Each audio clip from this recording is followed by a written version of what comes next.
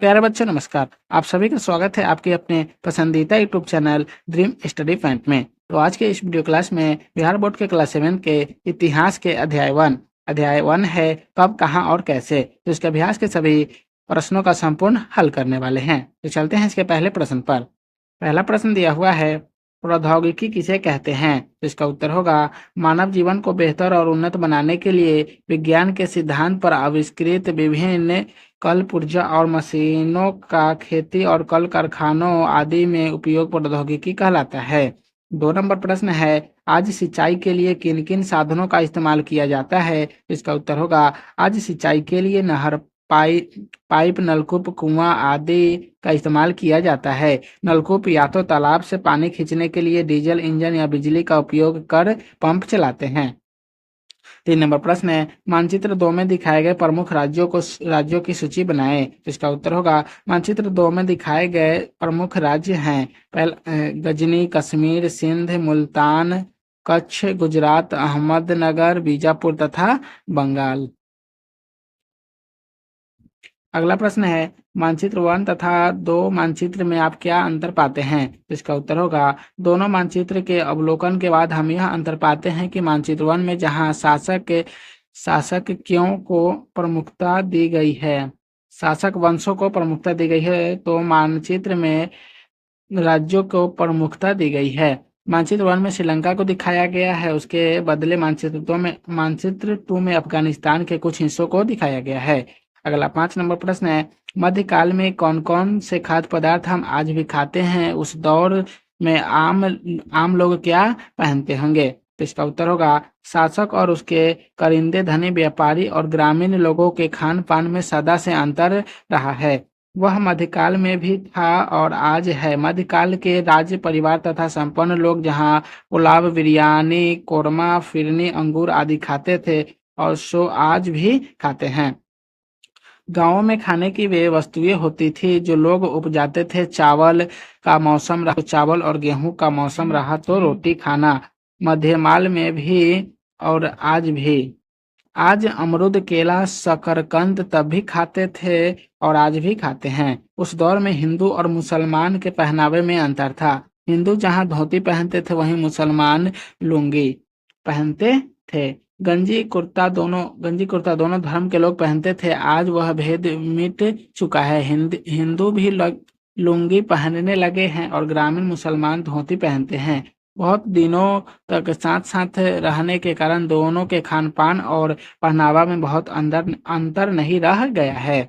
6 number प्रश्न है, क्या कारण रहा कि भारत अतीत से ही संस्कार के लिए आकर्षक का केंद्र रहा होगा? इसका उत्तर होगा, भारत आदिकाल से चिंतकों और मनीषियों को देश देश देख रहा है। तप और योग यहाँ की खास बात थी और आज भी यह योगी संतों का सम्मान राजा महाराजा तक करते थे।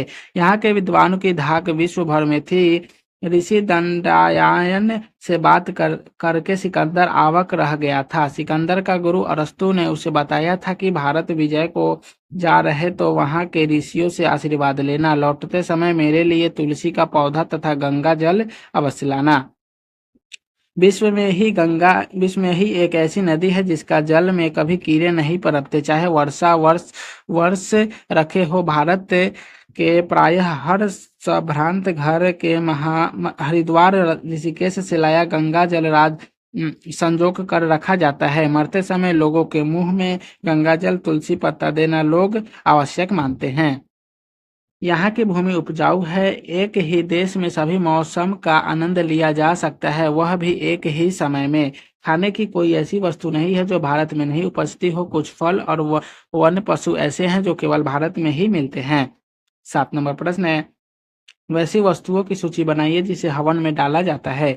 इसका उत्तर होगा, मुख्य रूप से हवन में धूप और तेल घी मिलाया जाता है, लेकिन यह आम है। खास तौर पर हवन में अनेक अन्य वनस्पतियां भी डाली जाती है।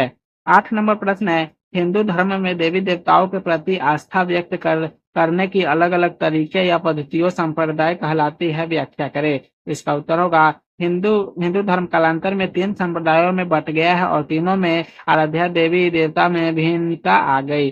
इस इनके तीन संप्रदाय में वैष्णव शैव तथा शाक्त वैष्णव विष्णु और लक्ष्मी को अपना आराध्य मानते हैं। राम और सीता तथा कृष्ण और राधा को क्रमशः विष्णु और लक्ष्मी के अवतार मानते हैं। इस संप्रदाय वाले रामलीला और कृष्ण लीला कर अपना मनोरंजन करते हैं। शैव संप्रदाय वाले शिव को पूजते हैं। शाक्त संप्रदाय वाले शक्ति के रूप में दुर्गा और काली को पूजा करते हैं। बलिदान देकर बलि के पशु का मांस खाना और मदिरा पीना ये गलत नहीं मानते। ये मछली भी खाते हैं, जबकि वैष्णव और शैव मांस मछली और मदिरा से दूर रहते हैं। 9 नंबर प्रश्न है, भक्त संत के वैसे दोहों पर चर्चा करें जिसे आपने हिंदी की पुस्तक में पढ़ा है। तो इसका उत्तर होगा, जाति न पूछो साधु की पूछ लीजिए ज्ञान, मोल करो तलवार का परा रहने दो म्यान, माला तो कर में फिरे जीभ फिरे मुँह माही, मनुआ तो चहु दिशि फिरे यह तो सुमिरन नाही। 10 नंबर प्रश्न है, अभिलेखागार क्या है? तो इसका उत्तर होगा,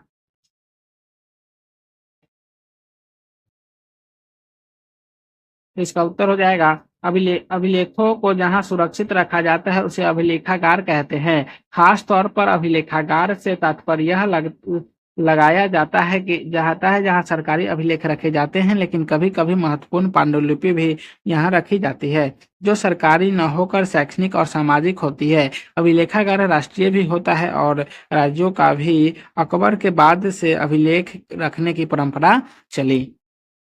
अगला 11 नंबर प्रश्न है, न्यूमेस्मेटिक किसे कहते हैं? तो इसका उत्तर होगा, सिक्कों के अध्ययन को न्यूमेस्मेटिक्स कहते हैं। अभ्यास प्रश्नों का पहला प्रश्न है, रिक्त स्थानों को पूर्ति करें। तो पहला प्रश्न है, 16वीं सदी के आरंभ में डैश ने हिंदुस्तान शब्द का डैश किया।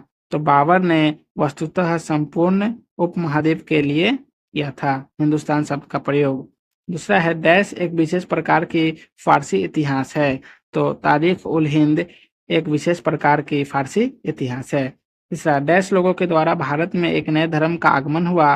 तो इन्हीं अरबों के साथ लोगों द्वारा भारत में नए धर्म का आगमन हुआ। अगला है चौथा, भारत में कागज का प्रयोग डैश शताब्दी के आसपास हुआ। तो 13वीं शताब्दी के आसपास हुआ। अगला प्रश्न है, 2 नंबर जोड़े बनाइए। तो पहला है राजतरंगिणी। तो राजतरंगिणी का हो जाएगा कश्मीर का इतिहास। दूसरा, भक्ति संत का हो जाएगा दरिया साहब। तीसरा, तबकात ए नासिरी तबकात ए नासिरी का हो जाएगा मिनहाज उस सिराज। चौथा, शेर शाह का मकबरा। तो शेर शाह का मकबरा का हो जाएगा सासाराम। पांचवा, मान सिंह। तो मान सिंह का हो जाएगा बैकटपुर का शिव मंदिर। 3 नंबर प्रश्न है, मध्यकाल के वैसे वस्तुओं की सूची बनाइए जिसका व्यवहार हम आज भी करते हैं। तो इसका उत्तर होगा, मध्यकाल में सिले हुए वस्त्र बहुत कम लोग ही पहनते थे। कमर के नीचे धोती, कंधे से लेकर कमर के नीचे तक चादर तक तथा सर पर मुठेरा बांधने का रिवाज रहा होगा। आज भी उत्तर प्रदेश के अधिकांश ब्राह्मण सिला हुआ वस्त्र पहनकर भोजन नहीं करते। इसी से अनुमान लगता है कि मध्ययुग के लोग सिला हुआ वस्त्र नहीं पहनते होंगे। उनके वस्त्रों में से धोती, चादर और मुरेठा का व्यवहार आज भी लोग करते हैं। सिला हुआ वस्त्र पहनने का रिवाज बहुत बाद में आरंभ हुआ होगा। 4 नंबर प्रश्न है, वस्त्र उद्योग के क्षेत्र में हुए प्रमुख प्रौद्योगिकीय परिवर्तन को बताएं। तो इसका उत्तर होगा, प्राचीन भारत में वस्त्र उद्योग के लिए सूत तकली पर काटे जाते हैं जिसमें काफी समय लगता था, कारण कि तकली को हाथ से नचाना पड़ता था। बाद में 13वीं सदी में परिवर्तन यह आया कि तकली का स्थान चरखे ने ले लिया। अब सूती तेजी से अधिक मात्रा और कम समय के लिए ही बन सकते हैं। पहले सीधे कपास से सूत काटा जाता था, बाद में इससे बदलाव आया। धुनिया लोग धुनकी पर रुई धुनने लगे। अब धुनी हुई रुई से सूत काटना आसान हो गया। 5 नंबर प्रश्न है, कागज का आविष्कार सर्वप्रथम कहाँ हुआ? तो इसका उत्तर होगा, कागज का आविष्कार सर्वप्रथम चीन में हुआ। 6 नंबर प्रश्न है, वनस्पतियों का जंगल क्यों छोड़ना पड़ा? तो इसका उत्तर होगा, प्रौद्योगिकी में परिवर्तन के फलस्वरूप खेती योग्य भूमि की तलाश हो रही थी। बाहर से आए लोगों के लिए अधिक अन्न की भी आवश्यकता बढ़ी होगी। खेती बढ़ाने के लिए जंगल काटे जाने लगे। फलस्वरूप वनस्पतियों को जंगल छोड़ने पर विवश होना पड़ा। हालांकि अनेक वनस्पति खेती के काम में लग गए और ग्रामवासी बन गए। 7 नंबर प्रश्न है, गंगा यमुनी संस्कृति से आप क्या समझते हैं? तो इसका उत्तर होगा, दो संस्कृतियों के मेल से जो संस्कृति विकसित हुई उस संस्कृति को गंगा यमुनी संस्कृति कहते हैं। 8 नंबर प्रश्न है, 8वीं शताब्दी के आसपास हुए परिवर्तन को लिखिए। तो इसका उत्तर होगा, 8वीं शताब्दी के आसपास पहला परिवर्तन तो देश का नाम बदलने के रूप में हुआ। अब भारत को हिंदुस्तान भी कहा जाने लगा। यह बदलाव 13वीं शताब्दी में तुर्क सत्ता की स्थापना के बाद प्रचलित हुआ। उस समय हिंदुस्तान की भौगोलिक सीमा उतनी ही थी जितनी पर तुर्कों का अधिकार था।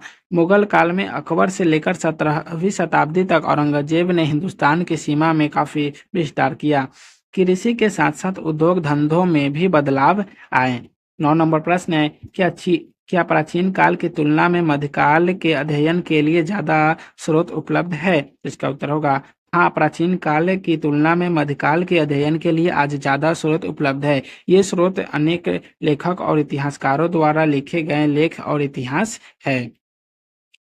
सर्वप्रथम इतिहासकार मिन्हाज ए सिराज ने 13वीं शताब्दी में इतिहास लिखा, जिससे उन्होंने बिहार के विषय में लिखा कि इसका नाम बिहार क्यों पड़ा। प्रसिद्ध विद्वान सैयद सुलेमान नवदी ने एक अरबी गीत गाकर उदाहरण दिया जो भारत के लिए प्रमुख है। भक्त कवियों और सूफी संतों ने भी भारत के संबंध में बहुत कुछ लिखा है। राजपूत राजाओं के दरबारी कवियों ने भी उस समय के सामाजिक जीवन के विषय में लिखा है। लिखित रचनाएं या पांडुलिपियां, अभिलेख, सिक्के, भग्नावशेष, चित्र आदि विविध स्रोत हैं, लेकिन प्रधानतः लिखित सामग्री को ही दी जाती है। 13वीं शताब्दी में कागज का उपयोग शुरू हो जाने के बाद लिखने का काम व्यापक रूप से होने लगा। इस काल में लिखी गई पांडुलिपियों एवं प्रशासनिक प्रपत्र अभिलेखागारों और पुस्तकालयों में सुरक्षित है। इस काल की अनेक घटनाओं की जानकारी हमें इन्हीं अभिलेखों से प्राप्त होती है। अन्य अभिलेख प्रत्येक चट्टान और ताम्र पत्रों पर लिखे गए थे। बहुत से अभिलेख मंदिरों और मस्जिदों और गांवों में भी सुरक्षित है। कलहन की राजतरंगिणी अलबेरूनी की पुस्तक तहकीत ए हिंद, मिनहाज उस सिराज कृत ताकत ए नासिरी, जयाउद्दीन बरनी की पुस्तक तवारीख ए फिरोज शाही, अबुल फजल ने अकबरनामा लिखा। इसके पहले बाबर ने बाबरनामा लिखा। इनके अलावा अनेक यात्रियों ने अपने यात्रा वृत्तांत लिखा जो इतिहास से कम नहीं है। इससे स्पष्ट होता है कि प्राचीन काल की तुलना में मध्यकाल के अध्ययन के लिए ज्यादा स्रोत उपलब्ध है। 10 नंबर प्रश्न है, जब एक ही व्यक्ति या घटना के संबंध में अलग अलग मत आते हैं तो ऐसी परिस्थितियों में इतिहासकार क्या करते होंगे? तो इसका उत्तर होगा, प्रश्न में बताई गई परिस्थिति में इतिहासकार समान विशेषता वाले बड़े बड़े हिस्सों, युगों और कालों में बांट देते हैं। फिर अनुमान से स्थिति का अवलोकन कर स्वयं जो वे उचित समझते हैं लिख देते हैं। तो प्यारे बच्चों, आज की इस वीडियो को यहीं समाप्त करते हैं। फिर मिलेंगे नेक्स्ट वीडियो में। वीडियो अच्छा लगा होगा तो वीडियो को लाइक कर दीजिएगा, चैनल को सब्सक्राइब कर दीजिएगा। तो आप सभी को वीडियो देखने के लिए बहुत बहुत धन्यवाद।